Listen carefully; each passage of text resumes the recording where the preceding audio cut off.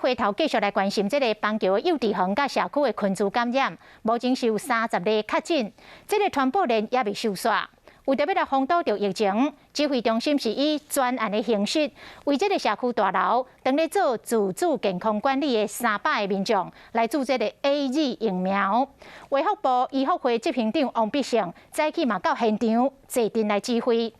伊讲以注第一剂疫苗为主，是毋是要来注第二剂，爱阁来研究。新北市长侯友宜讲，印度变种病毒进到新北市已经1礼拜，经过大家努力来控制，慢慢啊向稳定好的方向在行。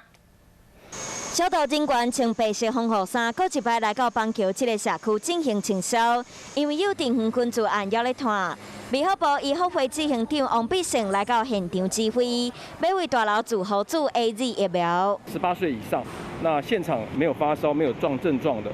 那他自愿的话都可以打。暂时没有考虑第2剂的问题，因为第2剂比较复杂因为第2剂不晓得他打的是什么样的疫苗。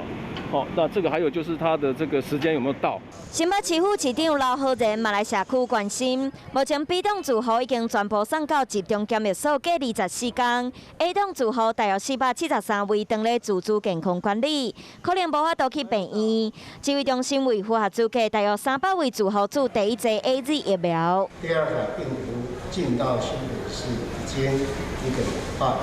在这个礼拜经过大家努力的控制，慢慢的朝稳定好的方向在走。不过有大学者估计，恐惊这波群组2礼拜内也会出现较真假，敢若使尽量控制和裁减。会有一点忧虑，因为要忧虑，他们才会把自己保护好啊。住户的压力当然是非常的大哈，但不管怎么样，我相信大家一起努力，应该可以共度这个难关。有顶摆屏东战胜调查病毒成功的经验，就看这摆中央和地方要安怎做伙合作，来防止疫情继续摊烧。